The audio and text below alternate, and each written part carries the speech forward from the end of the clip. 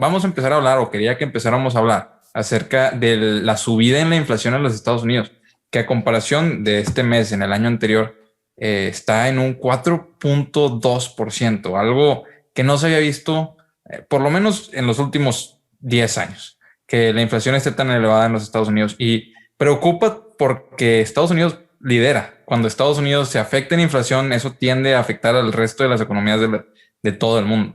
¿Qué opinan de eso? Y bueno, primero le pregunto a Alejandro, que lo vi muy entusiasta en su investigación. Sí, primero, a ver, hay que ver como el panorama primero. Enero, febrero, marzo, inflación bastante normal para el histórico de Estados Unidos, al menos en los últimos 10 años. ¿Qué pasa en abril y mayo? Tenemos 0.6 y 0.8 respectivamente en esa alza del IPC, del que para nosotros sería el equivalente al Índice Nacional de Precios al Consumidor. Ahí vamos 1.4 de inflación en 2 meses.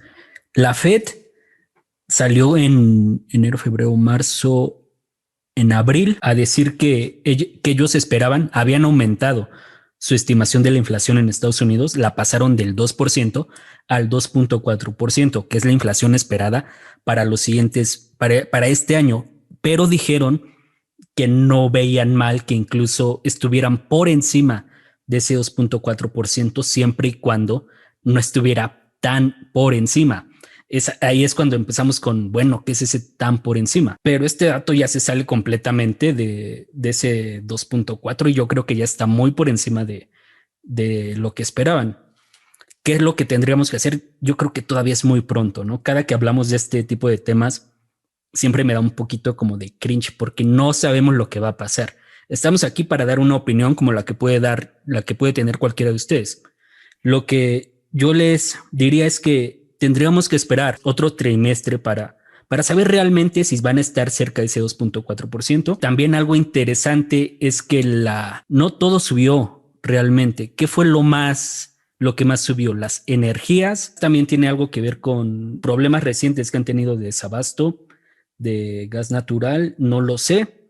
Yo creo que por eso habría que esperar. Ahora, nada más como para ponerlo en contexto. La energía representó como 1% de ese 4.62% de la inflación anualizada. No significa tampoco que no tengamos que tenerlo en la mira. Yo creo que como mexicanos más bien habría que tomar decisiones con lo que estamos haciendo y no precisamente con nuestras inversiones en bolsa, sino con nuestros pesos.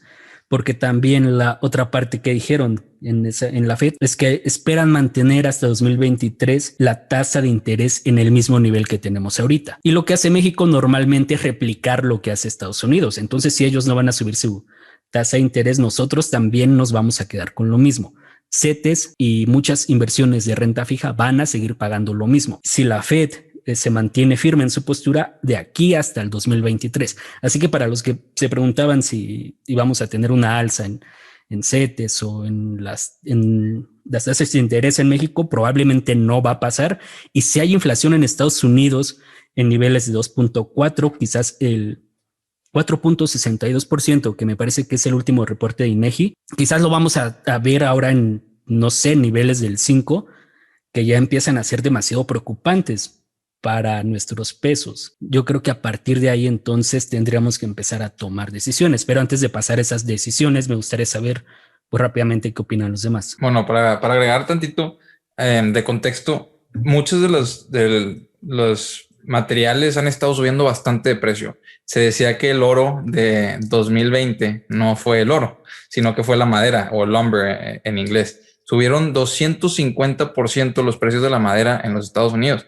Y hay pocas construcciones, pero las construcciones que están sucediendo pues no tienen acceso a madera, y también el acero ha estado subiendo excesivamente.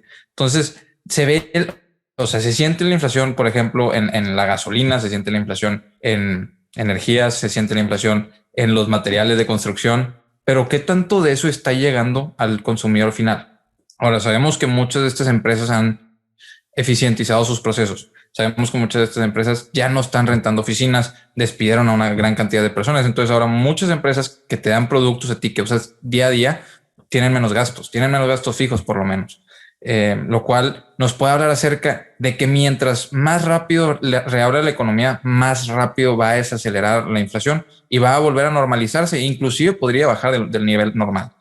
Pero o sea, ya ahí se están mezclando diferentes expectativas. Estamos hablando de que, como hay diferentes opiniones, de que Cathie Wood, por ejemplo, menciona que ella ve una corrección para todo este tipo de materiales, no ve los commodities subiendo de precio indefinidamente. Ella para el final del año ve un inicio de corrección, ya que se abran todas las líneas de transportación y se pueda eficientizar el proceso para todo esto y para producir también. Y la minería, que también está muy atrasada en muchos sectores. Entonces, es pensar, si tú estás pensando que todo esto se va a normalizar para el final del año, entonces la inflación no es un problema. Pero si tú estás pensando que esto puede continuar y que va a seguir subiendo y que por ejemplo, las commodities no van a bajar de precio, entonces los precios para todas las empresas productoras van a mantenerse. Ellas van a tener que seguir subiendo sus precios de los productos para poder seguir manteniendo márgenes, satisfacer a los inversionistas. Y es un ciclo vicioso. Por eso dicen que controlar la inflación es algo relativamente sencillo, pero regresarla a niveles controlables es casi imposible. Cuando sacas al genio de la lámpara, meterlo es complicado. Y por eso es que entra todo este conflicto y entra el conflicto en la Fed y luego el gobierno de los Estados Unidos se quiere meter a discutir con la Fed opinando de si deben de subir tasas o no, porque saben que es un tema cuando está en niveles controlables se puede hacer mucho, pero cuando se sale de control difícilmente va a regresar. Ese es el tema y yo en lo personal sí veo que se va a normalizar la inflación. Yo sí veo los precios de las cosas bajando a final del año, pero por lo pronto veo también muchos sustos en el corto plazo. Eso es lo que yo veo. ¿Qué opinan ustedes? Mira, a ver, yo creo que, estoy completamente de acuerdo. O sea, hay que esperar un poco.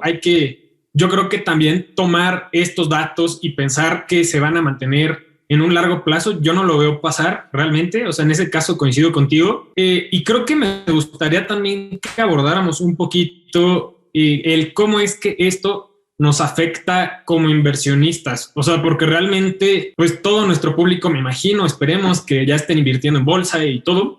Y yo tengo he leído varios libros y siempre en ellos lo más recomendable es escoger la estrategia dominante. Y creo que ahorita, en estos momentos, definitivamente creo que es muy peligroso tener inversiones en pesos, desde mi punto de vista.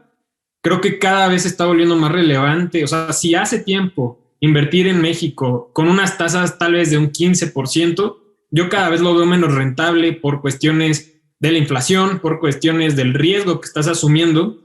Y creo que puedes asumir un riesgo igual o menor para obtener un rendimiento bueno de forma dolarizada. Entonces, yo creo que por ese lado, creo que hay que empezar por ahí, ¿no? Sí, pues ahorita lo peor que puedes hacer es no invertir. La mejor forma de poder controlar contigo mismo la inflación es estar invirtiendo para que tu dinero no se devalúe y pues tú tienes que elegir cuál es la forma que te conviene más a ti.